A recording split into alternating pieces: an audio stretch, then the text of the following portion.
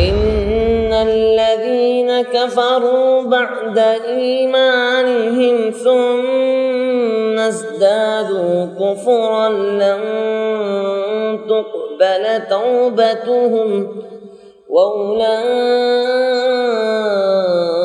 هم الضالون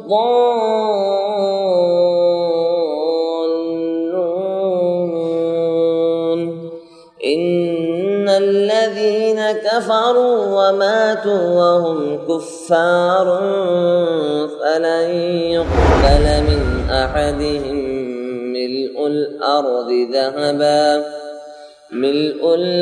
ذهبا ولو افتدى به أولئك لهم عذاب أليم وما لهم من ناصرين. السلام علیکم ورحمۃ اللہ وبرکاتہ. بسم اللہ الرحمن الرحیم. قرآن حکیم کے تیسرے پارے کی تفسیر کا خلاصہ پیش کیا جا رہا ہے. اللہ نے فرمایا تلک الرسل فضلنا بعضهم علی بعض. بتایا جا رہا ہے کہ تمام انبیاء کرام نفس نبوت میں برابر ہیں. ہاں فضائل و کمالات میں ایک دوسرے سے مختلف اور ڈیفرنٹ ہیں. تھوڑا سا آگے لیجیے مائک.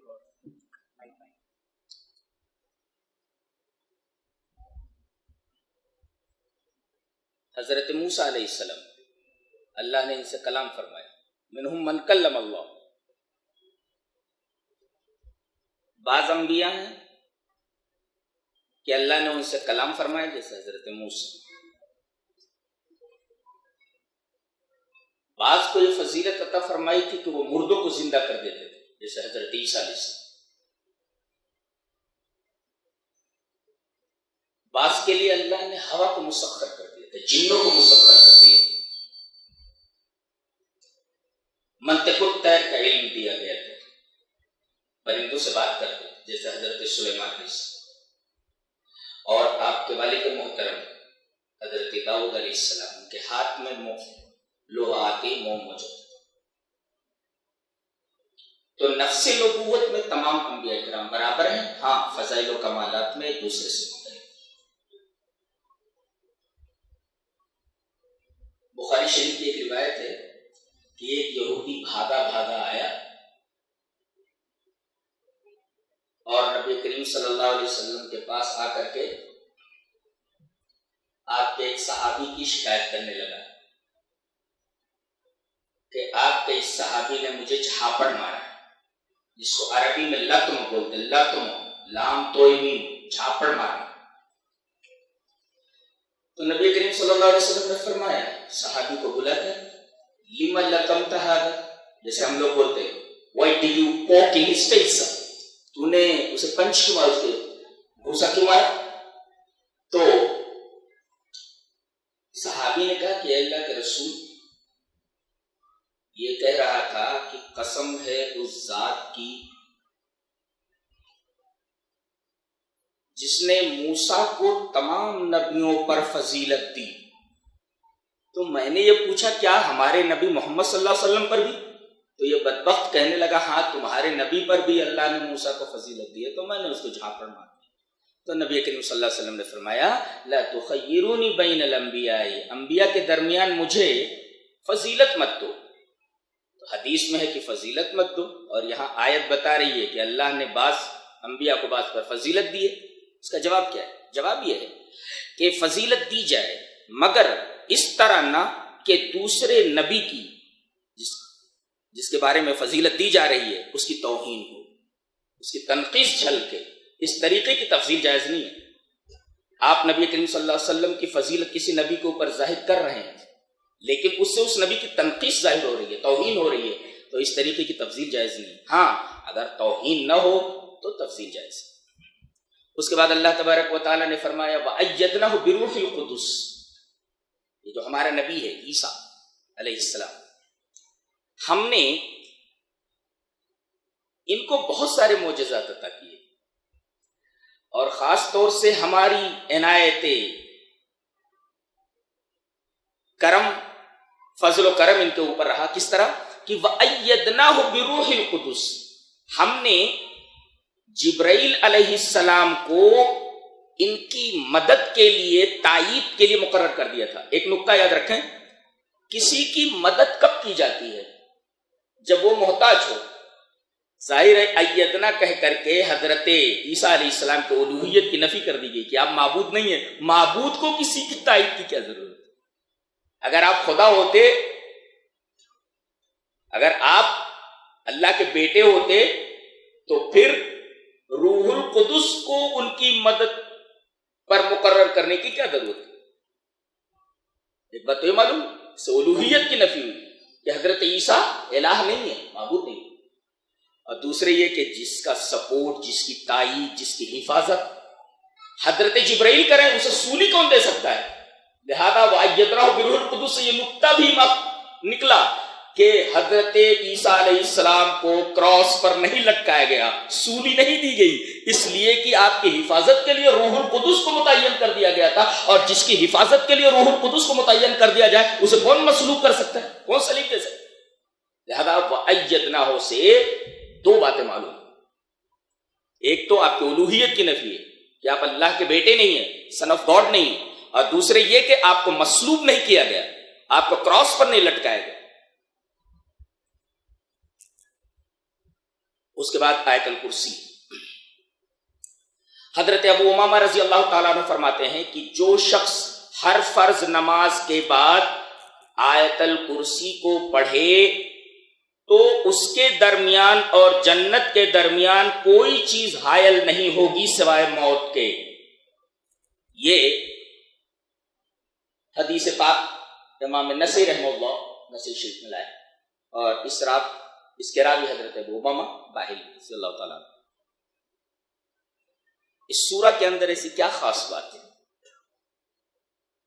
نبی کریم صلی اللہ علیہ وسلم نے ایک دفعہ حضرت ابی بن کعب سے پوچھا کہ بھلا بتاؤ کہ قرآن حکیم کی سب سے عظیم آیت، عظمت والی آیت، کہ اس سے عظمت والی آیت کوئی اور نہیں۔ تو حضرت ابی بن کعب نے کہا کہ اللہ کے رسول سب سے عظیم آیت آیت الکرسی۔ تو آپ نے ان کے سینے کے اوپر ہاتھ مارا اور کہا کہ اے ابو المنذر، تیرا علم تیرے لیے مبارک۔ سے پتا چلا کہ سب سے عظیم آیت آیت الکرسی۔ اس پوری آیت کے اندر ایک دعویٰ ہے، اور اس دعوے کی 9 دلیلیں ذکر کی گئی۔ دعویٰ کیا ہے؟ اللہ کے علاوہ کوئی عبادت کے لائق نہیں، اللہ لا الہ الا ہو، اللہ کے علاوہ پرستش اور عبادت کے لائق کوئی نہیں۔ دلیل، پہلی دلیل دی جا رہی اس لیے کہ وہ زندہ ہے۔ اب کوئی یہ کہے کہ میں بھی تو زندہ ہوں، ارے اللہ کے بندے، تو اپنی مرضی سے نہ آیا ہے، نہ اپنی مرضی سے تو جائے گا، تو تیرے اوپر تو کسی اور کا تصرف چل رہا ہے جو تجھے لا رہا ہے اور جو تجھے لے جا رہا ہے۔ تو تیری حیات عارضی ہے، حیات حقیقی ہے، اللہ حیات حقیقی سے متصف ہے۔ تو جو زندہ ہو وہی عبادت کے لائق، جو مر جائے، جس کے اوپر موت طاری ہو، وہ کبھی بھی عبادت کے لائق نہیں ہوتا ہے۔ کیوں؟ اس لیے کہ وہ موت اور حیات میں جب کسی کے تابع ہے تو تابع جو ہوتا ہے وہ کبھی عبادت کے لائق نہیں ہوتا، اس لیے کہ تابع محتاج ہوتا ہے مطبوع کا، اور احتیاج الوہیت کے منافی ہے۔ اچھا، اب سوال یہ پیدا ہوا، زندہ ہے تو کیا کبھی مر جائے گا؟ جواب دیا گیا القیوم، نہیں، وہ ہمیشہ قائم رہنے والا ہے۔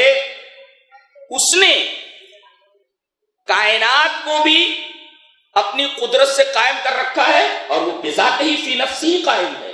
سوال کیا پیدا ہوا؟ زندہ ہے، کیا وہ کبھی مر جائے گا؟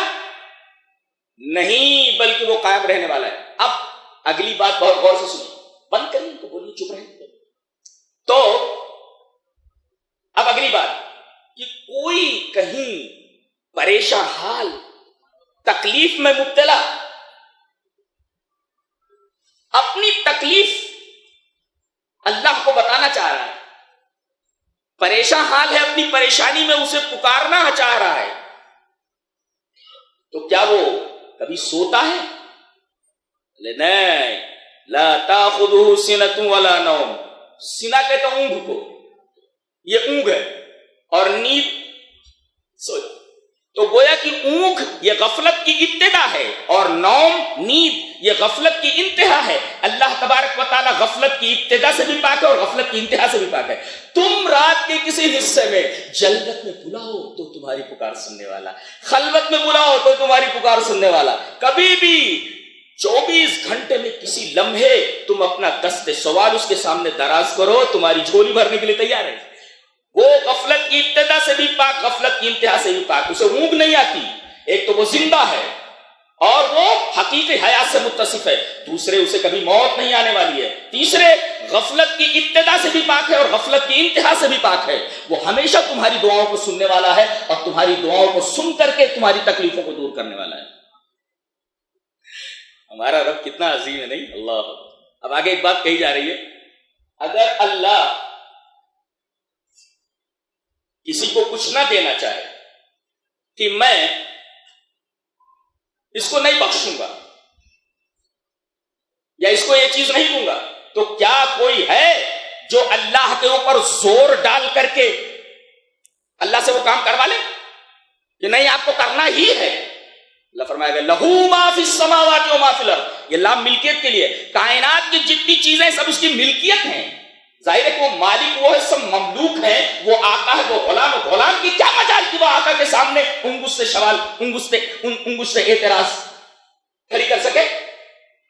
آقا کے سامنے غلام کی کیا بساط کہ وہ اپنی زبان کھول سکے؟ تو کوئی اللہ پر زور ڈال کر کے کوئی چیز نہیں منوا سکتا۔ بڑے سے بڑا نبی بھی، بڑے سے بڑا ولی، کوئی اللہ سے زور ڈال کر کے کوئی بات نہیں منا سکتا۔ یہی وجہ ہے کہ کسی کا طفیل، کسی کا جاہ، اس کا حوالہ دینا اور کوئی دعا کرنا جائز نہیں، اس لیے کہ آپ اس کی جاہ، اس کے حشم اور اس کے طفیل کے ذریعے آپ دباؤ ڈال رہے ہیں۔ میں محمد کے طفیل میں دعا مانگتا ہوں، کیا ہے؟ اللہ تبارک و تعالیٰ کسی کے طفیل کا محتاج نہیں ہے کہ اس کے اوپر کوئی دباؤ ڈال کر کے اس سے کوئی چیز منوا لے۔ اچھا، اب سوال پیدا ہوا کہ ٹھیک ہے دباؤ ڈال کر کے کوئی نہیں منوا سکتا، سفارش کے ذریعے تو کروا سکتا ہے، اللہ اس کو جنت دے دے، اللہ اس کو بخش دے، اللہ اس کی مغفرت کر دے۔ بولے نہیں، من ذا الذی یشفع عنده الا باذنہ، ارے کسی کی کیا مجال جو بلا اجازت اس کے سامنے اپنا لب کھول سکے؟ منانا تو دوسری بات ہے اور اسی طریقے سے سفارش کرنا تو دوسری بات ہے۔ کوئی آدمی اپنا لب نہیں کھول سکتا جب تک کہ اللہ تبارک و تعالیٰ سے لب کھولنے کی اجازت نہ دے۔ تو کوئی زور زبردستی اس سے کوئی چیز نہیں منوا سکتا۔ سفارش اگر اس کا اذن نہ ہو، اس کی اجازت نہ ہو، تو کوئی آدمی سفارش نہیں کر سکتا۔ فلاں صاحب بخشوا لیں گے، فلاں صاحب سفارش کر لیں گے، فلاں صاحب ایسا کر لیں گے، فلاں صاحب ایسا کر لیں گے۔ کسی کو زبان کھولنے کی اجازت نہیں ہوگی چہ جائے کہ سفارش کرے جب تک اللہ تبارک و تعالیٰ کا اذن نہ ہو اور اس کی اجازت نہ ہو۔ اچھا، اس کے بعد فرمایا گیا یعلم ما بین ایدیہم وما خلفہم۔ غور سے سنیں آپ لوگ، میری طرف متوجہ ہو جائے، بڑی پیاری بات کہنے جا رہا ہوں۔ اللہ انسان کے پاسٹ سے واقف ہے، پریزنٹ سے واقف ہے، فیوچر سے واقف ہے۔ انسان کے تمام احوال اور امکنہ سب اس کے سامنے۔ اور جانتے ہیں تخلیق کے لیے یہ علم ضروری ہے، نہیں سمجھے؟ سمجھاتا ہوں۔ ایک آدمی آیا، کہا کہ میں بھی پیدا کر سکتا ہوں۔ کہا کہ کیسے؟ کہا کہ گوبر لے آؤ۔ گوبر لے آئے۔ اب گوبر کو اس نے ایک جار کے اندر رکھ دیا اور جار کا جو منہ ہے وہ ڈھکن سے بند کر دیا۔ کہا 3 دن کے بعد اس جار کو واپس لاؤ۔ اب 3 دن کے بعد جب جار کو واپس لایا گیا کہ وہ جو گوبر رکھا ہوا تھا بج بج اس میں کیڑے نظر آ رہے ہیں۔ کہا دیکھو، میں نے کہا نہیں تھا میں بھی پیدا کرتا ہوں، دیکھو پیدا کر دیا میں نے۔ اچھا، تو آپ اس طرح پیدا کرتے ہیں۔ اب یہ بتائیے کم عددہ، تعداد کتنی ہے ان کی؟ اور کم مذکر کم مؤنث، کتنے اس میں مذکر ہیں کتنے مؤنث ہیں؟ کتنے چھوٹے ہیں کتنے بڑے ہیں، لا ادری، مبہوت ہو گئے ہو۔ اس کا مطلب یہ ہے کہ جو تخلیق کرتا ہے اسے مخلوق کی تمام کلیات اور جزئیات کا علم ہوتا ہے، تعداد کتنی ہے، اس کا مزاج کیسا ہے، اس کی نفسیت کیسی ہے، مذکر کیا ہے مؤنث کیا ہے، کتنے مذکر ہیں کتنے مؤنث۔ اللہ یعلم ما بین ایدیہم وما خلفہم، آگے ایک بات کہی جا رہی ہے کہ انسان اپنے علم کے اوپر کیا ناز کرے، ارے ہم نے جو بھیک میں تجھے دے دیا بس تجھے اتنا ہی ملا ہے، تیرے پاس علم کہاں سے آیا؟ جتنا ہم نے دے دیا ہے بھیک کی شکل میں، اپنی عطا کی شکل میں، وہی تیرے پاس ہے، بقیہ تیرے پاس علم کہاں ہے؟ وَلَا يُحِيطُونَ بِشَيْءٍ مِّنْ عِلْمِهِ إِلَّا بِمَا شَاءَ، اللہ نے جو علم عطا کر دیا ہے بس آدمی کو اتنا ہی علم۔ سوال پیدا ہوا کہ کائنات کا کوئی ریموٹ کارنر ایسا ہے، کوئی گوشہ ایسا ہے جہاں اللہ کی حکومت نہ ہو، کسی بابا کی چلتی ہو،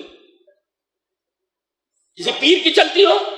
نہیں، وسع کرسیہ السماوات والارض، اللہ اکبر، اس کی کرسی کائنات کے چپے چپے کو گھیرے ہوئے ہے، سب جگہ اس کی حکومت ہے۔ کیا مجال کی کوئی حکومت کا دعویٰ کر سکے کہ فلاں ایریا کے اوپر دنیا کے زمین اور آسمان کے کسی ریموٹ کارنر پہ کسی گوشے میں میری حکومت چلتی ہو؟ ابن عباس رضی اللہ تعالیٰ عنہما سے ایک روایت ہے کہ کرسی کتنی بڑی ہے، بیان کرتے ہیں کہ عرش کتنا بڑا ہے یہ تو اللہ ہی کو معلوم ہے، عرش کتنا بڑا ہے کسی کو معلوم نہیں، جس پر اللہ مستوی ہے۔ لیکن کرسی کے بارے میں بتایا گیا کہ کرسی اگر ساتوں آسمانوں اور ساتوں زمینوں کو پھیلا لیا جائے، جیسے تہ در تہ ہے نا، تہ بتہ ہے، زمین اور آسمان، آسمان بھی تہ بتہ ہے، طبق در طبق ہے، زمین بھی طبق در طبق ہے، جیسے کتابوں کے اوراق ہوتے ہیں اوپر نیچے، قطعی سجل للکتب، جیسے کتابوں کہ اوراق تہ بتہ ہوتے ہیں ایسے ہی آسمان ہے، ایسے ہی زمین ہے۔ ان کو کھول لیا جائے اور کھول کر کے ان کو پھیلا لیا جائے، اب کتنے بڑے ہو جائیں گے اندازہ لگائیے، ساتوں زمین کو کھول لیا جائے اور ساتوں زمین کو کھول لیا جائے اور پھیلا دیا جائے اور سب کو جوڑ دیا جائے، تو یہ زمین اور آسمان اللہ کی کرسی کے مقابلے میں ایسے ہیں جیسے بیابان میں پڑی ہوئی ایک انگوٹھی۔ اللہ اکبر، پورا بیابان ہے اور بیابان میں ایک انگوٹھی پڑی ہوئی ہے، تو پوری کائنات کرسی کے مقابلے میں ایسے ہے جیسے بیابان میں پڑی ہوئی ایک انگوٹھی۔ اور وہ کرسی کیا ہے؟ اللہ وہاں اپنے قدم رکھتا ہے، موضع قدمین، اللہ اپنے دونوں قدم رکھتا ہے۔ پتہ یہ چلا کہ اللہ کے دو پیر ہیں اور اس کے دو ہاتھ ہیں، اور عجیب بات ہے ہمارا ایک ہاتھ دایاں ہوتا ہے ایک بایاں ہوتا ہے، اس کا کلتا یدیہ یمین، اس کے دونوں ہاتھ دائیں ہیں۔ عجیب و غریب بات ہے، دو پیر ہے کیسے ہیں، دو قدم ہے کیسے ہیں، دو ہاتھ ہے کیسے ہیں، دو آنکھیں ہیں کیسے ہیں، ساری چیزوں کو ہم مانتے ہیں مگر کیفیت مجہول ہے، پتہ نہیں کیسے، ہم کو معلوم۔ اس کے بعد یہ فرمایا گیا کہ اتنی بڑی حکومت کو اکیلے ڈیل کر لیتا ہے کیا، کہ اسے کسی مددگار کی ضرورت ہے؟ بولے نہیں، ولا یعودہ حفظہما، آسمان اور زمین کائنات کے چپے چپے کی حفاظت اس کے اوپر قطعاً گرا نہیں ہے، وہ اکیلا سب کو ڈیل کر رہا ہے، اور کائنات کے ذرے ذرے کے اوپر اس کی نگاہ۔ کیا بات ہے، سبحان اللہ، میرے تو روکتے کھڑے ہوئے، اللہ اکبر، اتنا عظیم الشان ہے ہمارا رب اللہ۔ یہ آیت الکرسی ہے، فرمایا گیا وسع کرسیہ السماوات والارض ولا یعودہ حفظہما وہو العلی العظیم، وہ بلند ہے۔ ایک بات بولوں، جب رن وے سے پلین ٹیک آف ہوتا ہے اور فضا میں بلند ہوتا چلا جاتا ہے تو کھڑکی کے پاس بیٹھ کر کے دیکھو تو پہلے بلڈنگیں اپنی حالت میں نظر آتی ہیں، لیکن رفتہ رفتہ رفتہ رفتہ رفتہ رفتہ بڑے بڑے ٹرک، بڑی بڑی بلڈنگیں بالکل ماچس کی ڈبیے کی طرح نظر آتی ہیں، اس کے بعد وہ بھی نظر آنا بند ہو جاتا ہے، کچھ نظر نہیں آتا۔ اب بتائیے جو عرش پر مستوی ہے اس کے سامنے دنیا کی کیا حقیقت ہے؟ دنیا نظر ہی نہیں آتی ہے۔ وَهُوَ الْعَلِيُّ الْعَظِيمُ، وہ کتنا بلند ہے، اس کی بلندی کا تصور بھی نہیں کیا جا سکتا۔ اب یہاں ٹھہر کر ایک نکتہ ہم بتا دیں، اللہ کی معرفت ذات، اللہ کی معرفت صفات،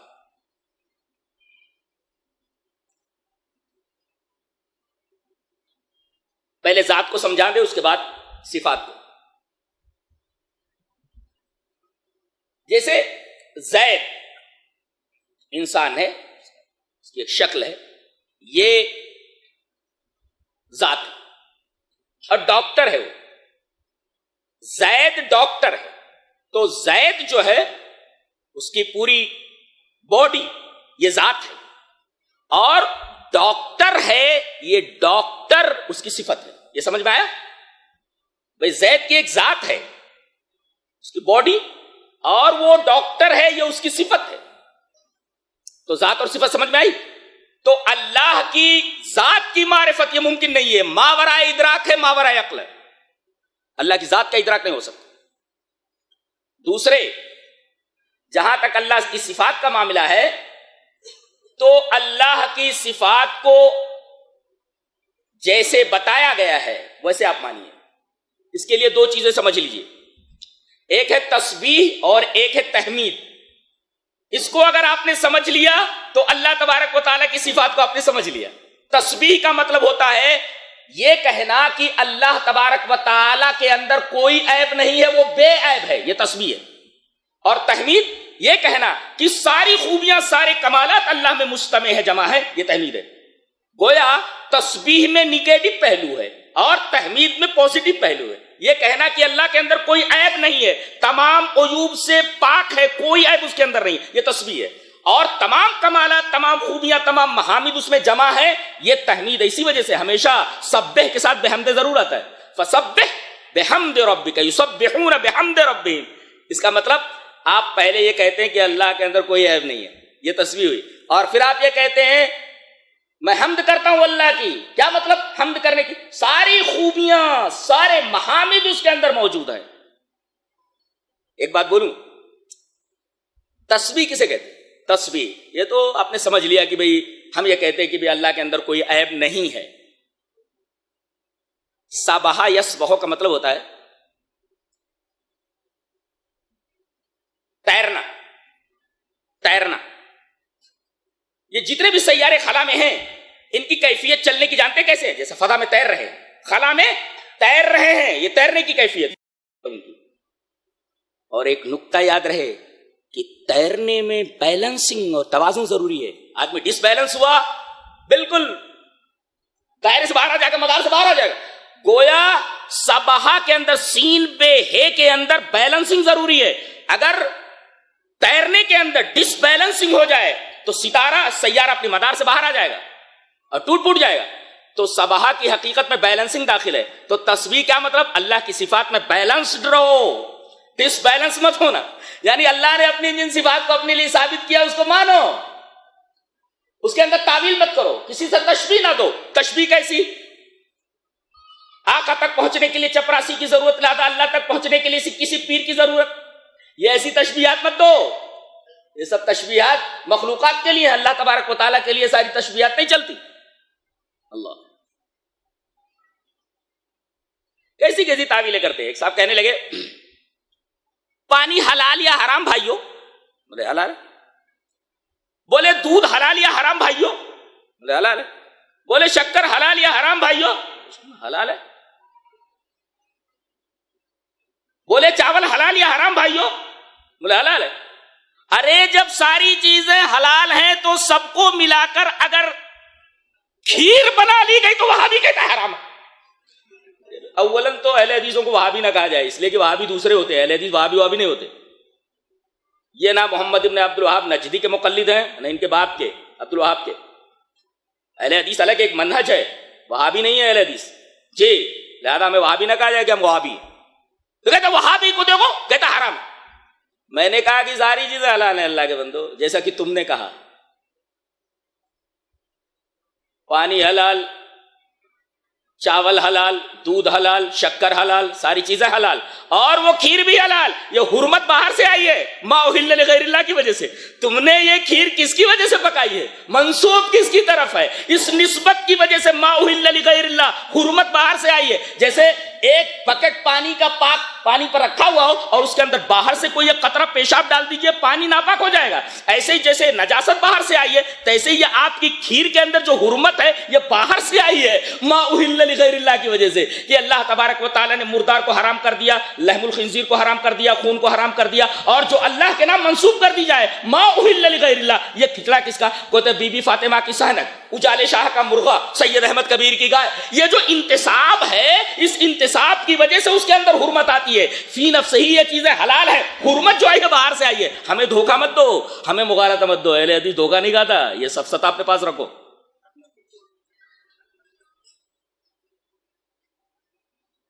اس کے بعد یہ فرمایا گیا لا اکراہ فی الدین، دین میں جبر نہیں ہے.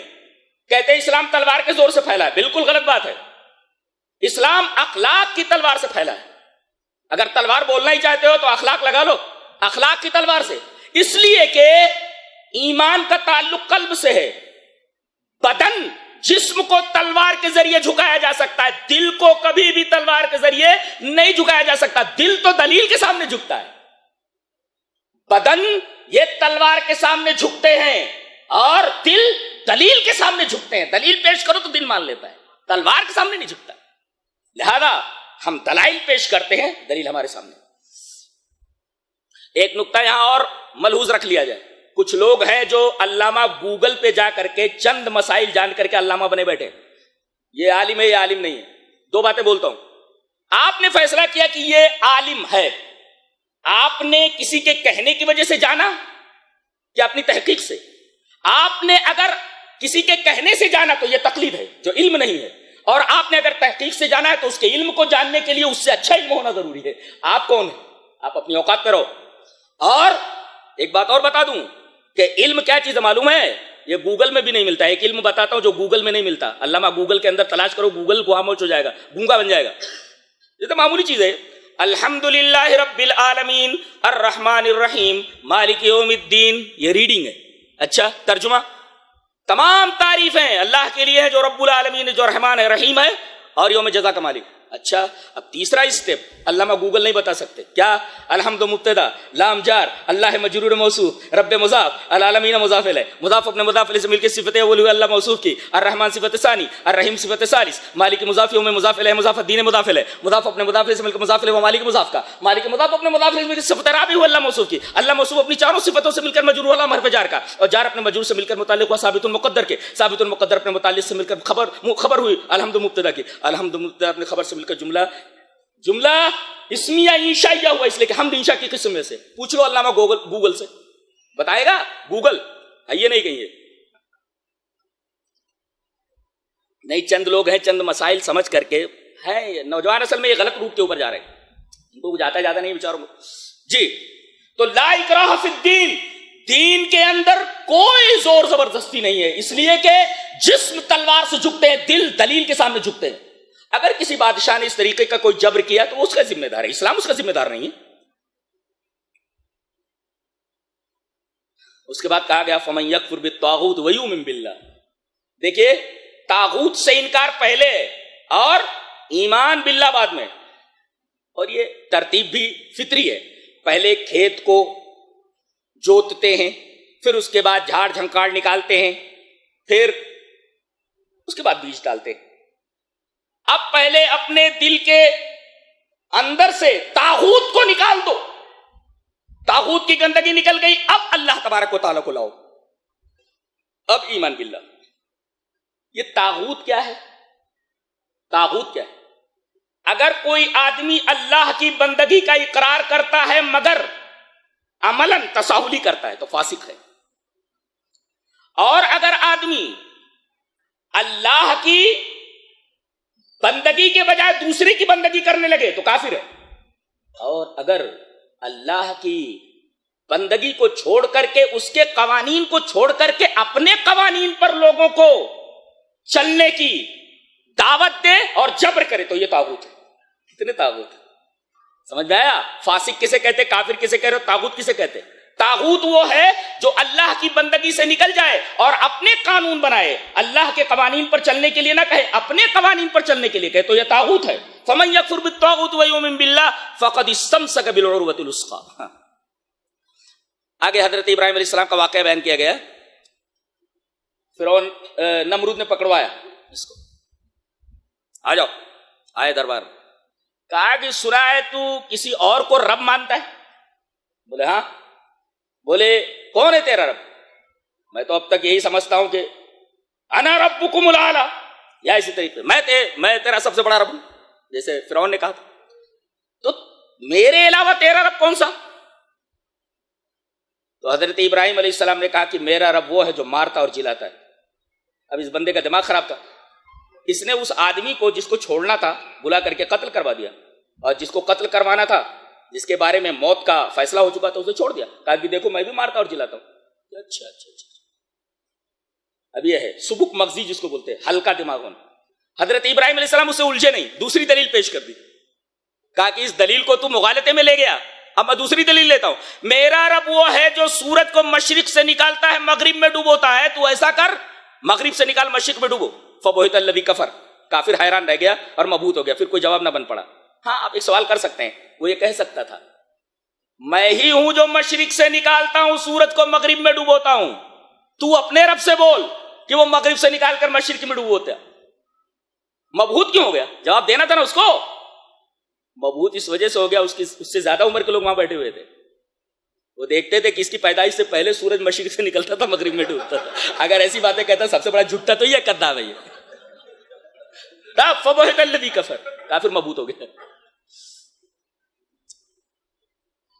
ایک بڑی عجیب بات بتانے جا رہا ہوں، کیا بات ہے۔ او کالذی مر علی قریۃ وہی خاویۃ علی عروشها قال انا یحیی هذه الله بعد موتها فاماته الله 100 عام ثم بعث۔ ایک نبی ہے، غالباً حزقیل ہے یا کوئی اور ہے، نام نہیں بتایا گیا۔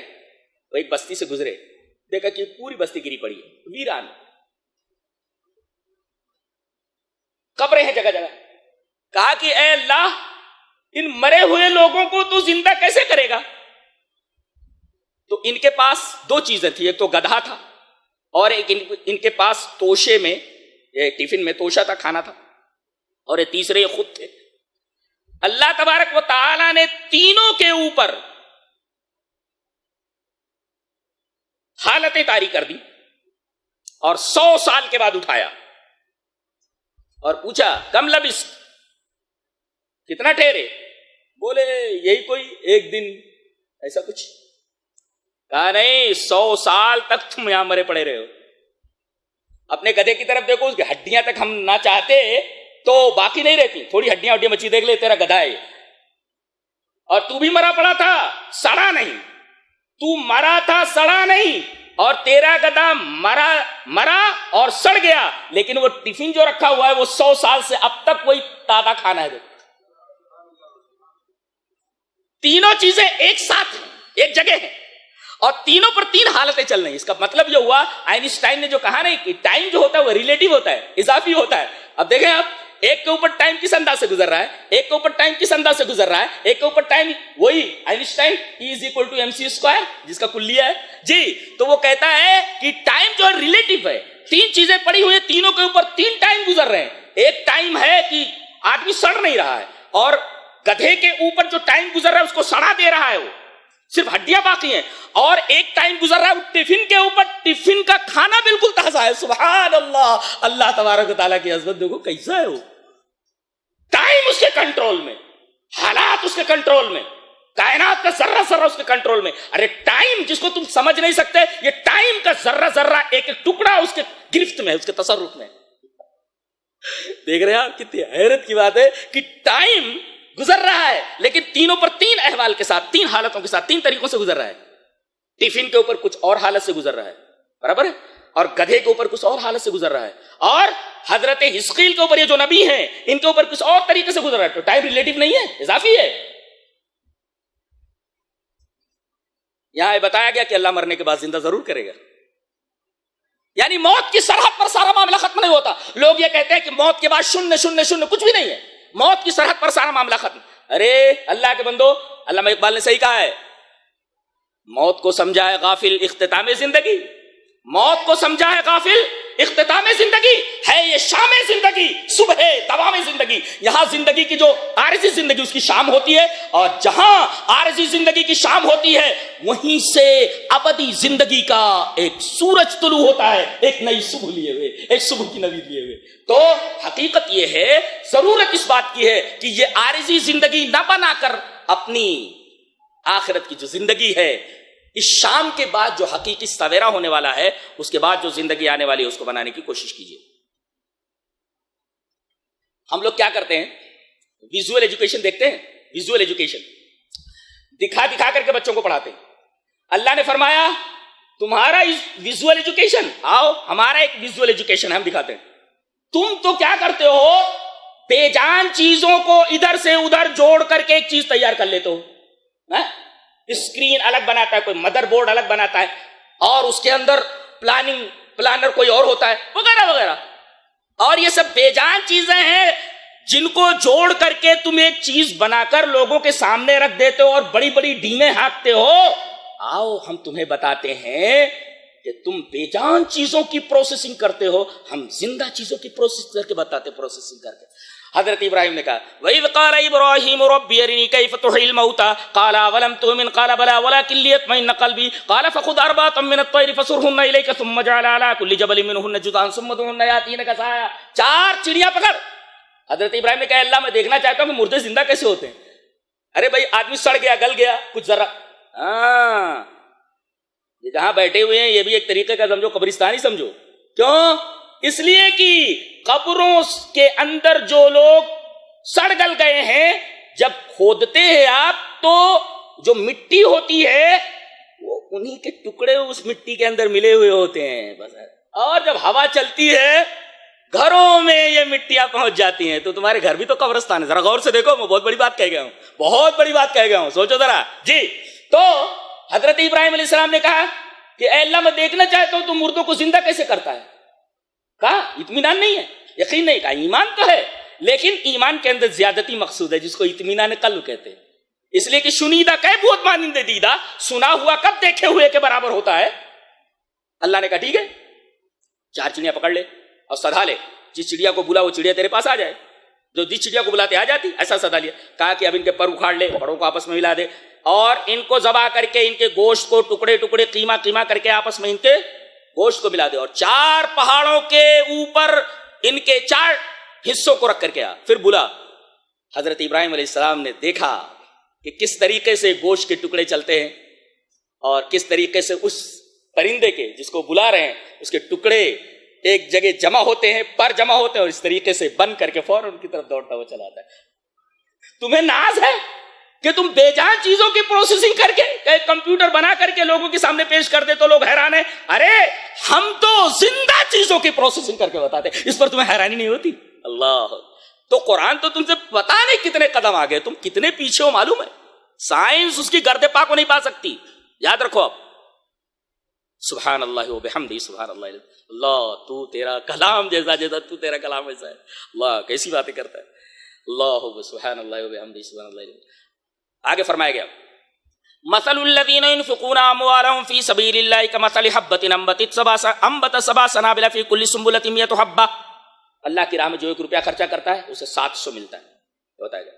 جیسے ایک دانہ زمین میں ڈالا گیا اور دانے سے ایک بالی نکلی، ہر بالی کے، اور ایک کوپل نکلی اور اس کے اندر سے 7 بالیاں، ہر بالی کے اندر 100 دانے۔ اس طریقے سے ایک دانے کے بدلے ہم کو 700 دانے ملے۔ پتہ یہ چلا کہ اللہ کی راہ میں جو آدمی خرچ کرتا ہے 1 روپیہ اس کا بدلہ 700 ہے، اور واللہ واسع علیم، واللہ یضاعف لمن یشاء۔ 700 کا دگنا کتنا ہوا؟ 1400۔ واہ واللہ واسع علیم، 14 کا دگنا 2800، اور اس کے بعد علیم، تمہاری نیت اچھی ہے تو 28 کا ڈبل کرو۔ کیا بات ہے، کیا انداز بیان ہے، کیا گفتگو کا انداز ہے، کیا اسٹائل ہے بولنے کی۔ اللہ، میں تو ویسے بھی عربی ادب کا طالب علم ہوں، نحو کا طالب علم ہوں۔ وجدان پر حیرت طاری ہو جاتی ہے، وجدان مہک اٹھتا ہے اس انداز سے گفتگو۔ ایگریکلچر ڈپارٹمنٹ کو قرآن حکیم کی اس آیت نے متوجہ کیا ہے۔ کتنا اگاتے ہو تم، کتنا اگاتے ہو؟ فارمولا میں بتا رہا ہوں، چین کتنا اگا رہا ہے 1 ایکڑ کے اندر؟ 1 एकड़ کے اندر 300 من اگا رہا ہے. ٹیکنالوجی ذرا فاسٹ ہے اس کی. ہمارا انڈیا 1 ایکڑ کے اندر کتنا اگا رہا ہے؟ 100 من. بس 100 من ہمارا انڈیا اگاتا ہے اور 300 من 1 ایکڑ کے اندر چین اگاتا ہے. قرآن حکیم کہتا ہے کہ میں نے جو ضابطہ دیا ہے 1 ایکڑ میں 525 من ہونا چاہیے. ٹیکنالوجی کو اور آگے کرو. اے کلچرل ڈپارٹمنٹ والو, ابھی بہت پیچھے ہو تم, ابھی بہت پیچھے ہو تم. اس اصول کے تحت جو اصول ابھی بتایا گیا ہے, تو چائنا تو 300 اگا رہا ہے, 300 من 1 ایکڑ کے اندر, اور انڈیا 1 ایکڑ کے اندر 100 من, اور بتایا گیا کہ ہمارے اس قانون کے مطابق 525 من 1 ایکڑ کے اندر ہونا چاہیے. کیا ضابطہ ہے, کیا ضابطہ. اچھا, اب آگے بتایا جا رہا ہے کہ 1 کے بدلے 700 کب ملے گا, اس سے ضابطہ بتایا جا رہا ہے. کہتے ہیں جب 3 شرطیں پائی جائیں تب. ایک تو دانا اچھا ہو, زمین اچھی ہو, اور یہ فن کاشتکاری سے واقف ہو آدمی. دانا ہی اچھا نہیں ہے, زمین اچھی ہو یا کاشتکار اچھا ہو, اس سے کیا فرق پڑتا ہے؟ دانا ہی خراب ہے. چلو دانا بھی اچھا ہے اور زمین بھی اچھی ہے, لیکن کاشتکار فن کاشتکاری سے نہ واقف ہے. ایسے ہی 3 چیزیں جب تک نہ پائی جائیں تب تک 3 شرطیں نہ پائی جانے کی وجہ سے آپ 1 کے بدلے 700 نہیں لے سکتے. ایسے ہی آدمی اللہ کی راہ میں خرچ کرے تو 3 شرطیں. ایک تو کمائی حلال کی ہو, جیسے دانا اچھا ہو, کمائی حلال کی ہو, اور دوسرے مصرف صحیح ہو, جہاں پر آپ دے رہے ہیں وہ سچ مچ مستحق ہے یا نہیں ہے, مصرف صحیح, یہ زمین اچھی ہونی چاہیے نا. اور تیسرے آدمی کا دل, اس کی نیت ریا سے پاک ہو, خالص فن کاشتکاری سے واقف. سبحان اللہ, کیا اسٹائل ہے بولنے کی. ایسی کتاب ہے دنیا میں, کبھی پڑھے ہو؟ ارے عوام تو عوام, علماء تک نے قرآن کو نہیں پڑھا ہے, میرا دعویٰ ہے, نہیں جانتے قرآن کیا ہے. اور بہت ہی دکھ کی بات, اس کتاب عزیز کو عوام اور خواص سب نے چھوڑ دیا ہے, پسے پٹ ڈال دیا ہے یہودیوں کی طرح. کوئی غور کرنے والا نہیں ہے اس کتاب عزیز کے اوپر. 5 روپے کا ایک اخبار, معمولی ایک گھٹیا قسم کا اخبار 2 روپے میں آدمی لے کر کے سمجھ کر پڑھتا ہے, لیکن اس کتاب عزیز کو کوئی سمجھ کر پڑھنے والا نہیں. کوئی کہتا ہے کہ اس کے لیے 10 علوم کی ضرورت ہے, کوئی کہتا 50 علوم کی ضرورت ہے, کوئی کہتا کوئی عالم نہیں ہے, کوئی کہتا فلاں عالم نہیں. کیا ہے سب ڈھکوسلا, یہ سانگ کیوں رچ رکھا ہے تم لوگوں نے؟ بند کرو یہ کھیل قرآن حکیم کے ساتھ.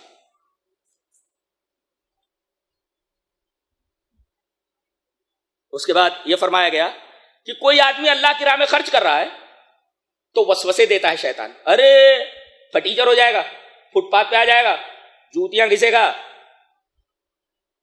اللہ فرماتا ہے الشیطان یعدکم الفقر, شیطان غریبی سے ڈراتا ہے. ارے خرچ کر دے گا, غریب ہو جائے گا.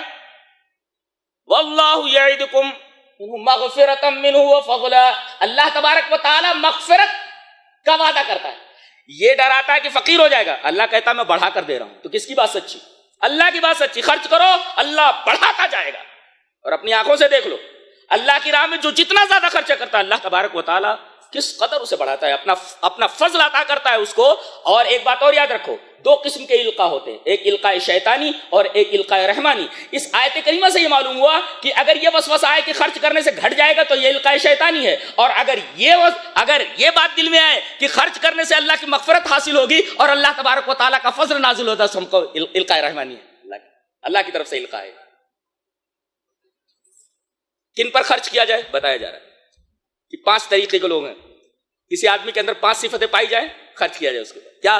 للفقراء الذين احصروا في سبيل الله لا يستطيعون ضربا في الارض يحسبهم الجاهل اغنياء من التعفف تعرفهم بسيماهم لا يسألون الناس الحافا. 5 صفت. فقیر ہے, غریب ہے. غریب کیسے کہ یہ لوگ اللہ کی راہ میں روک لیے گئے. اب اگر یہ کام دھندا کرنے لگے تو دین کا کام نہیں ہو پائے گا. ایک, لا یستطیعون ضربا فی الارض, زمین میں چل نہیں سکتے, مجبوری ہے ان کے لیے. 2, تیسرے یحسبهم الجاہل اغنیاء من التعفف, اتنے پیارے انداز سے رہتے ہیں, ہاتھ نہیں پھیلاتے کسی کے سامنے, لوگ سمجھتے ہیں پیسہ والا آدمی جبکہ اس کے پاس کچھ نہیں ہوتا. جو یحسبهم الجاہل اغنیاء من التعفف تعریفهم بسیماهم, اگر غور کرو گے تو ان کی پیشانی سے پتہ چل جائے گا پریشان حال ہے. لا يسألون الناس الحافا, لپٹ کر نہیں مانگتے, ہم کو یہ چاہیے, ہم کو یہ چاہیے. اگر یہ 5 صفتیں جس آدمی کے اندر وہ مستحق اس کو دیا جائے. اس کے بعد ایک سوال کا جواب دیا جا رہا ہے. سوال, کیا غیر مسلم کو صدقہ دیا جا سکتا ہے؟ کچھ صحابہ نے آ کر کے پوچھا کہ اے اللہ کے رسول, غیر مسلم کو صدقہ دیا جا سکتا ہے؟ آیت کریمہ اتری لیس علیک ھداھم ولکن اللہ یہدی من یشاء، تمہارے اوپر ان کی ہدایت نہیں، اللہ جس سے چاہے ہدایت دے۔ سوال کیا ہے؟ غیر مسلم کو صدقہ دیا جا سکتا ہے کیا؟ نہیں۔ جواب یہ ہے تمہارے اوپر ان کی ہدایت نہیں، اللہ جس سے چاہے ہدایت دے۔ کیا مطلب؟ صدقہ انہیں دے دو۔ جہاں تک ہدایت کی بات ہے وہ ہماری توفیق سے ملتی ہے، دے سکتے ہو لیکن زکوٰۃ نہیں دے سکتے، صدقہ دے سکتے ہو، صدقہ غیر مسلم کو بھی دے سکتے۔ یہ اس آیت کریمہ کا پس منظر بیک گراؤنڈ ہے۔ اس کے بعد یہ فرمایا گیا خرچ کرو، کبھی چھپ کر اور کبھی علانیہ، کبھی چھپکے سے دو اور کبھی علانیہ، تاکہ دوسرے لوگوں کو معلوم ہو اور دوسرے لوگ بھی خرچ کرنے کے میدان میں آگے بڑھیں۔ سرًا وعلانیۃ فلہم اجرہم عند ربہم، اللہ جو لوگ خرچ کرتے ہیں ان کا اجر ان کے رب کے پاس۔ اب وہ اپنے طریقے سے دینے پر آئے گا تو کتنا دے گا اندازہ نہیں لگا سکتے آگے۔ اس کے بعد سود کا بیان چل رہا ہے۔ بتایا گیا ہے کہ جو لوگ سود خور ہیں وہ قیامت کے دن اس طرح اٹھیں گے جیسے انہیں آسیب لگ گیا ہو، جن نے پکڑ رکھا ہو، اور جن کے پکڑنے کی وجہ سے ان کو خبط میں مبتلا کر دے، خبطی بنا دیا۔ اچھا یہ حال کیوں ہوگا ان کا؟ اس لیے کہ دنیا میں بالکل دھن کی دھن میں باولا ہو رہا تھا۔ کیا؟ دھن کی دھن میں باولا ہو رہا تھا۔ تو اللہ فرما رہا ہے دنیا میں دھن کی دھن میں باولا ہو رہا تھا تو باولا بن کے اٹھ، پاگل، باولا نے پاگل بن کر کے اٹھ، یہاں سے پیسہ، وہاں سے پیسہ، وہاں سے پیسہ، کہاں سے حرام طریقے سے حاصل کر لوں، بس اسی میں لگا ہوا تھا۔ دھن کی دھن میں باولا ہو رہا تھا تو باولا بنا کر کے تو اچھا رہنا، مجنون ہو گیا تھا، پاگل ہو گیا تھا تو پاگل بن کر کے اٹھا دیا۔ اور اس کے بعد یہ کہا گیا کہ یہ بدبخت کہتے ہیں کہ یہ تجارت یہ سود کی طرح ہے۔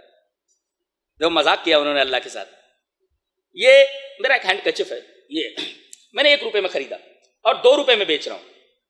ایک صورت ہے میں 1 روپیہ آپ کو دے رہا ہوں اور 2 روپے آپ سے لے رہا ہوں، بھائی دونوں پر 1 روپیہ مل رہا ہے نا مجھے۔ 1 روپے کا ہینڈ کرچف میں آپ کو 2 روپے میں دے رہا ہوں اور 1 روپیہ دے کر کے آپ سے 2 روپیہ لے رہا ہوں، تو شکل ایک ہی ہے نا بھائی، 1 روپیہ فائدہ مل رہا ہے، ایک پر تو روپے پر 1 روپیہ مل رہا ہے اور یہ ہینڈ کرچف کے اوپر 1 روپیہ مل رہا ہے۔ تو انہوں نے کہا کہ تجارت تو سود کی طرح ہے، ایسے ہی ہے۔ اللہ یہ فرما رہا ہے کہ یہ تو ایسے ہی ہوا جیسے کوئی کہے کہ ماں بھی عورت ہے اور بیوی بھی عورت ہے۔ ایک مناظرہ ہو رہا تھا تو ایک پادری نے یہ کہا، سوامی نے، مولانا ثناء اللہ امرتسری رحمۃ اللہ علیہ سے بحث ہو رہی تھی، کہا کہ ماس سب ایک ماس، کیا سور کیا گیا، کہا کہ گوشت تو گوشت ہوتا ہے، سور کا ہوتا ہے، گائے کو ایسا، ماس سب ایک ماس، کیا سور کیا گیا، گائے کھاتے ہو تو سور بھی کھا لو، اس لیے کہ وہ بھی گوشت ہے وہ بھی گوشت ہے۔ کیا کہا اس نے؟ ماس مانے گوشت، ماس سب ایک ماس، کیا سور کیا گیا۔ حضرت نے جواب دیا ناری سب ایک ناری، کیا جورو کیا میاں۔ تو ہوتا چلتا کیا؟ اس لیے کہ بیوی بھی عورت ہے اور ماں بھی عورت ہے، لیکن دونوں کے مقام الگ الگ ہیں۔ بیوی کے ساتھ جو معاملہ کیا جا سکتا ہے، کیا ماں کے ساتھ بھی معاملہ کیا جا سکتا ہے؟ تو ایسے ہی بول رہا ہے۔ تو ان کا یہ کہنا کہ سود بینی بے کی طرح ایسے ہی ہے کہ بیوی بھی عورت اور ماں بھی عورت ہے۔ اتنے پاگل لوگ ہیں۔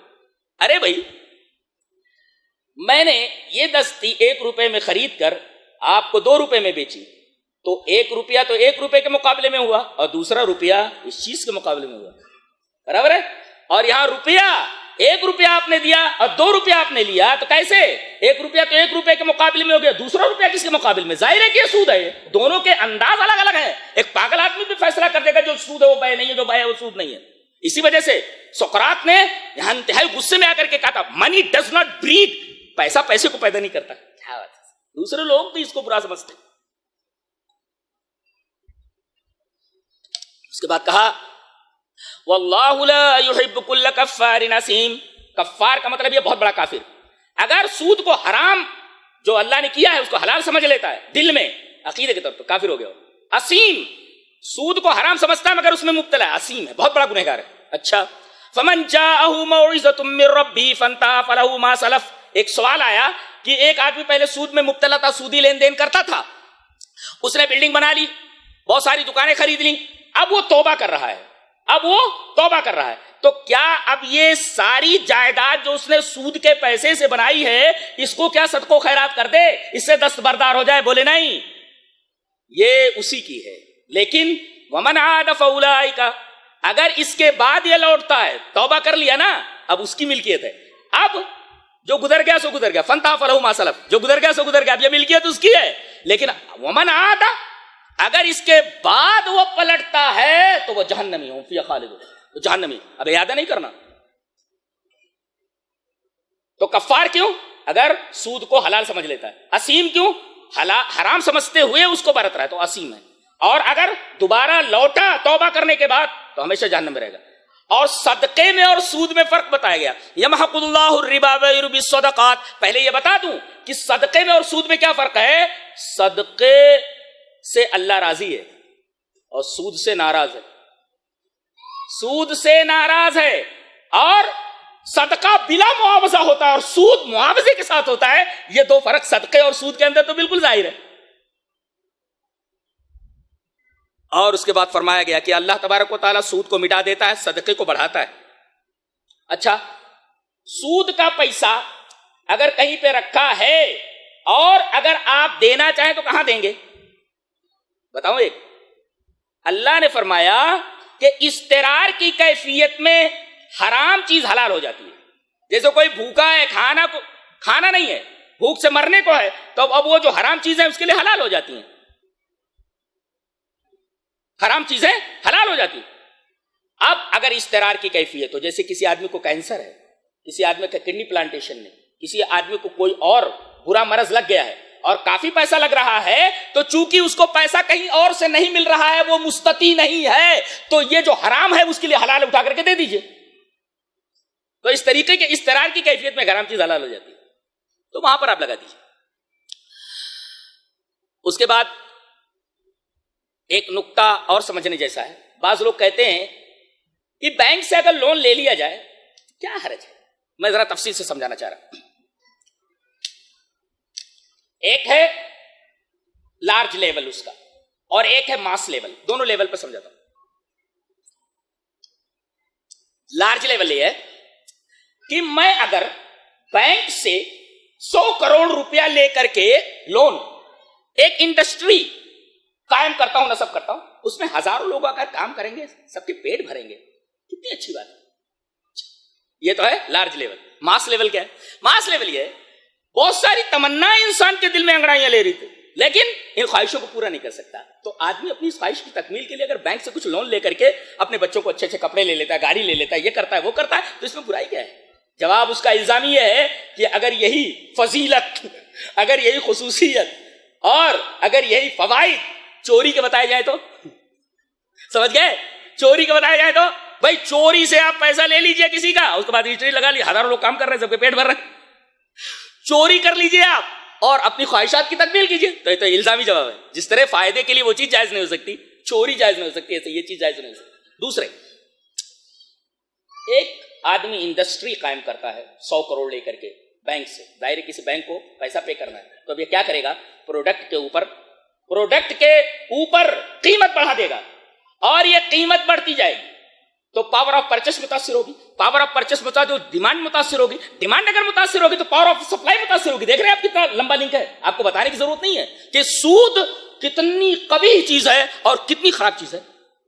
پوری عوام اس چکر ویو کے اندر پھنس جاتی ہے اور اس کے اوپر اس کے لیے نکلنے کا کوئی راستہ نہیں ہوتا.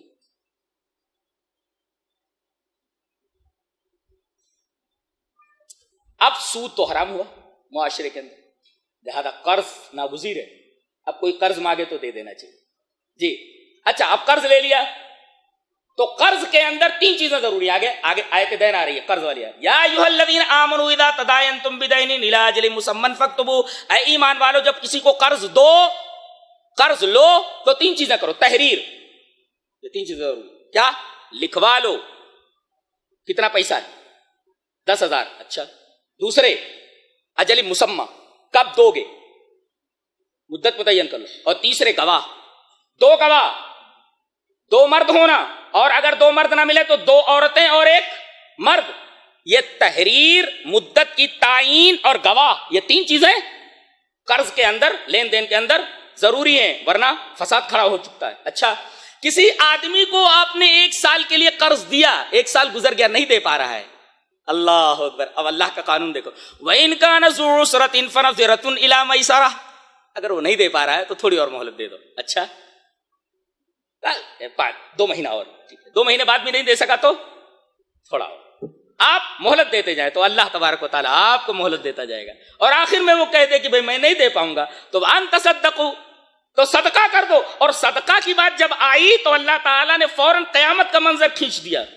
قیامت کا منظر کہ اللہ تبارک و تعالیٰ وہاں پورا پورا بدلہ دینے والا ہے کہ یہاں چلو ایک غریب تمہارا پیسہ نہیں دے سکا قرض لے کر کے، آؤ ہمارے پاس، ہم سب دے دیتے. اللہ، ہمارا رب کتنا پیارا ہے. نہیں اچھا، اس سے محبت پیدا ہوتی ہے. اللہ قرآن حکیم پڑھنے کے بعد، یہ ساری چیزیں پڑھنے کے بعد دل ایک طریقے سے اللہ تبارک و تعالیٰ کی محبت سے معمور ہو جاتا ہے.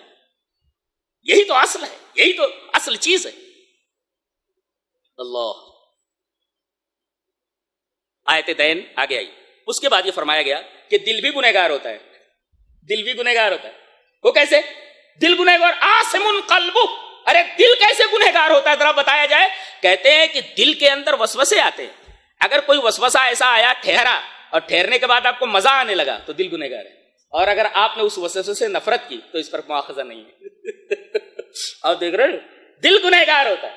اگر دل میں آپ کو کوئی وسوسہ آیا اور آپ کو مزہ آ رہا ہے، گنہگار ہیں آپ. اور اگر وسوسہ آیا اور آپ کو نفرت ہے اس وسوسے سے تو اس پر مواخذہ نہیں ہوگا، آپ کا دل گنہگار نہیں. اس کے بعد یہ فرمایا گیا لا یکلف اللہ نفسا الا وسعها. کتنی باتیں بتائی گی دیکھو کہ جتنا ہو سکے بقدر استطاعت احکام الہی پر چلو، جتنی تمہارے اندر طاقت ہے. ایک صاحب نے سوال کیا کہ جب میں وضو بنا کر کے اٹھتا ہوں تو ایسا لگتا ہے جیسے پیشاب کا قطرہ ایسے ابھی ٹپک جائے گا، پھر اس کے بعد جیسے پھر وضو بنا کر کے آتا ہوں پیشاب وشاب کرنے کے بعد پھر ایسا لگتا ہے جیسے پھر ٹپک گیا، ایسا کچھ لگتا ہے. تو کیا ہے؟ تو لا یکلف اللہ نفسا الا وسعها. تھوڑا سا پانی مار لو بس، آپ کو بار بار وضو کرنے کی ضرورت نہیں. احکام الہیہ پر حتی الوسع آپ کو مکلف بنایا گیا جتنی آپ کے پاس استطاعت. لہا ما کسبت وعلیہا ما اکتسبت. برائی کا بدلہ برائی ہے، بھلائی کا بدلہ بھلائی. لہا ما کسبت وعلیہا ما اکتسبت. اور اس کے بعد ربنا لا تؤاخذنا ان نسینا واخطانا. اگر بھول کر کے آپ سے کوئی غلطی ہو گئی تو مواخذہ نہیں ہوتا. جی مواخذہ نہیں ہوتا. اور اس کے بعد کہا گیا یہ دعا کریے کہ اللہ آپ کو اے اللہ مجھے کسی آزمائش میں مبتلا مت کرنا جس کا میں بھار نہ اٹھا سکوں. ربنا ولا تحملنا ما لا طاقت لنا به. اللہ، ایسی آزمائش میں مبتلا مت کر. اس کے بعد کہا گیا واعف عنا. اے اللہ مجھے معاف کر دے. واغفر لنا، اور مجھے بخش دے. وارحمنا. یہ تینوں کا مطلب سمجھتے کیا ہوتا ہے؟ ہم لوگ پڑھ جاتے تو سمجھے. واعف عنا کا مطلب ہوتا ہے، آفت کا مطلب ہوتا ہے یہ سلیٹ ہے. سلیٹ کے اوپر بچے نے لکھ دیا الف ب، لکھ دیا. اب اس کے بعد ایک اریزر ہوتا ہے، اریزر سے اس کو کیا کرتا ہے؟ ایسے مٹا دیتا ہے. اب کچھ بھی نہیں ہے وہاں. اس کو کہتے ہیں افا یا عفو، یعنی لکھا ہوا بالکل مٹ گیا، دکھائی نہیں دے رہا. یہ ہے عفو. اور یہاں لکھ دیا اب الف ب، اور اس کے بعد یہ ایسے یہاں پر ایسے اس کو ڈھک دیتا ہے. وہ چیز ہے نیچے لیکن ڈھکی ہوئی ہے، دکھائی نہیں دے رہی. یہ مغفرت ہے جی، یہ مغفرت ہے. اور رحمت کا مطلب، اب مطلب بتا رہا ہوں کہ اے اللہ میرے اور تیرے درمیان جو ہے اسے مٹا دے، جیسے اس بچے نے سلیٹ سے مٹا دیا ہے، دکھائی نہیں دیتا. اچھا، اور جو گناہ ہے اے اللہ اسے ڈھک دے تاکہ میں قیامت کے دن رسوا نہ ہو سکوں. قیامت کی رسوائی سب سے بڑی رسوائی ہے، وہاں ننگا ہو جائے گا آدمی کیا کیا کر کے آیا ہے. اسی حضرت ابراہیم کی دعا ہے وَلَا تُخْزِنِي يَوْمَ يُبْعَثُونَ. اے میرے رب مجھے قیامت کے دن ذلیل مت کرنا، رسوا مت کرنا. اصل ذلت قیامت کی ذلت ہے، اصل رسوائی قیامت کی رسوائی ہے. حضرت ابراہیم خلیل اللہ نے اس کے لیے دعا مانگی تو اب مٹا دینا، یہ عفو ہے. اسی وجہ سے لیلۃ القدر کی کوئی اور دعا نہیں ہے، یہی اللہم انک عفو تحب العفو. اب سمجھ میں آیا کہ کیا مطلب ہے اس کا؟ مٹا دے، وہ میرے نام اعمال میں نہیں ہونا. اور مغفرت کا مطلب اس کو ڈھانک دے تاکہ دوسرے لوگ اس کو نہ دیکھیں. مغفرت اور ورحمنا، اور یعنی برائیوں کے لیے میرے دل میں نفرت ڈال دے اور بھلائیوں کے لیے محبت ڈال دے کہ میں بھلائی کروں اور برائیوں سے دور رہوں. یہ ارحمنا کا مطلب ہے یہ رحم ہے, مٹا دے جو میرے اور تیرے درمیان ہے, جو گناہ ان کو چھپا لے تاکہ میں رسوا نہ ہوں. اور تیسرے, گناہوں کی نفرت دل میں ڈال دے اور بھلائیوں کی محبت دل میں ڈال دے کہ میں برائیوں سے پیچھے رہوں اور بھلائیوں میں آگے رہوں. جب کہا گیا فانصرنا علی القوم الکافرین, تو آپ لوگ کیا بولتے ہیں؟ آمین بولتے ہیں نا. اللہ کیا بولا ہے وہ معلوم ہے آپ کو؟ یہ جب آپ نے کہا واعف عنا واغفر لنا وارحمنا انت مولانا فانصرنا علی القوم الکافرین, آپ کہتے ہیں آمین ہے اللہ, یہ جو دعا کی گئی اللہ اس کو قبول فرما. لیکن اللہ کیا بولا ہے اس کے اوپر آپ کو معلوم ہے؟ نہیں نا, تو کچھ پڑھتے پڑھتے نہیں آپ لوگ لگتا ہے. اللہ بولا, ہاں مسلم کی روایت پہ جو بول رہے ہو نا ہم نے قبول کر لیا, جاؤ مسلم کی روایت.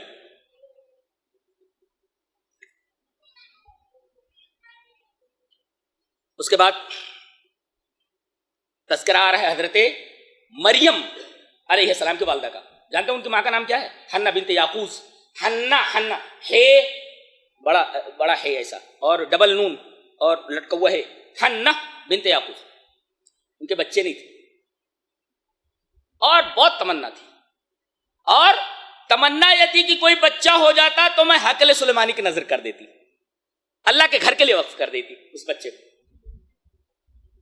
ایک دفعہ بیٹھی ہوئی تھی تو ایک پرندہ جو ہے اپنے بچے کو لیے ہوئے دانا ایسے اٹھاتا اور بچے کے منہ میں ڈال دیتا.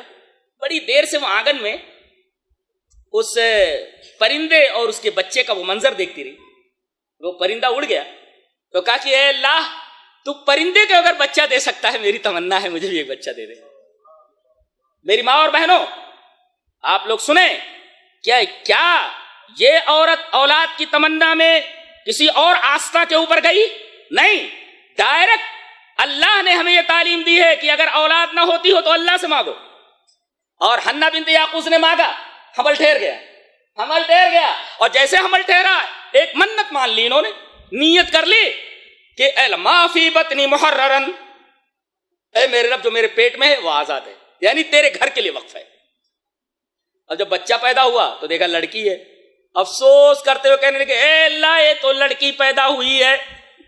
تو اللہ نے فرمایا لڑکی ہوئی تو کیا ہوا, میں نے ہی تو دیا ہے, مجھے لڑکا لڑکی میں فرق نہیں, میں تیرا جذبہ دل دیکھنا چاہ رہا تھا, یہ لڑکی میں اپنی راہ میں قبول کرتا ہوں. فتقبلها ربها بقبول حسن, بہت اچھے انداز سے میں قبول کر لیتا ہوں تیری بیٹی کو میں قبول کرتا ہوں. میری مائیں اور بہنیں خوش ہو جائیں کہ اللہ تبارک و تعالیٰ نے آپ کو کتنا مرتبہ عطا کیا, کتنا بڑا مرتبہ عطا کیا ہے, اپنے گھر کے لیے منتخب کر لیا ہے.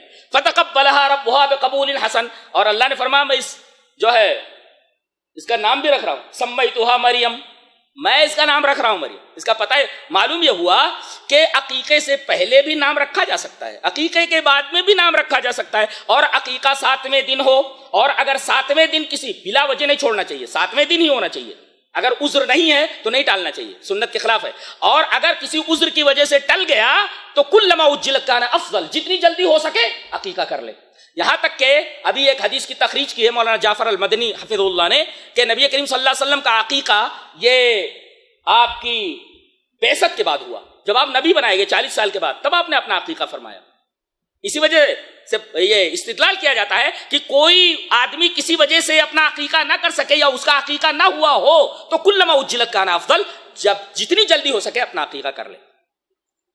اور عقیقے کی وہی دعا ہے جو قربانی کی ہے, لیکن قربانی کے جانور میں جو شرائط ہیں وہ عقیقی جانور میں نہیں ہے, جیسے اس میں داتا ہونا ضروری ہے وغیرہ وغیرہ, اس میں نہیں ہے. بس یہ کہ بکرا ہے اور بکری ہے تو 2 لڑکے کی طرف سے, ایک لڑکی کی طرف سے. اب یہ معاملہ تو ہو گیا, حضرت مریم پیدا ہوئی اور کفالت میں آئے اپنے خالو کے حضرت زکریا کے. اب حضرت زکریا نے انہیں محراب کے اندر رکھ دیا اور ان کی نگرانی کیا کرتے تھے. یہ جب محراب کے اندر داخل ہوتے تو دیکھتے کہ بغیر موسم کے پھل وہاں موجود ہیں. ارے یہ پھل تو اس موسم میں ہوتے ہی نہیں, یہ مریم کے کمرے میں لاتا کون ہے؟ میں تو لاتا نہیں. کہا کہ یا مریم انا لک ھذا, اے مریم یہ پھل آتے کہاں سے ہیں, کون لاتا ہے؟ انہوں نے کہا ومن عند اللہ, اللہ کی طرف سے, ان اللہ یرزق من یشاء بغیر حساب. حضرت زکریا کی بھی اولاد نہیں تھی اور بوڑھے ہو گئے تھے اور عورت بانجھ تھی, عورت بانج تھی، بچہ ہونے کا سوال پیدا نہیں ہوتا، اور حضرت زکریا ہے کہ جوانی کا موسم گزر چکا ہے، بچہ پیدا ہونے کا سوال ہی پیدا نہیں ہوتا۔ یہ دیکھا انہوں نے کہ اے اللہ، اگر تو میری بچی کو بغیر موسم کے پھل عطا کر سکتا ہے تو میری جوانی کا موسم چلا گیا ہے، مجھے بچہ کیوں نہیں دے سکتا؟ ہنالک دعا زکریا ربہ قال رب هب لي من لدنك ذرية طيبة انك سميع الدعاء، دعاؤں کا سننے والا تو ہی ہے، مجھے بھی بچہ دے دے۔ اللہ نے فرمایا جا تیری دعا قبول کر لی ہم نے، نام بھی رکھ رہا ہوں، یہ نام رکھ دینا۔ اللہ، بچہ کس سے مانگنا؟ کسی آستھا پر جانے کی ضرورت نہیں، کسی اور در کے اوپر جانے کی ضرورت نہیں، ایک در ہے وہ اللہ کا در۔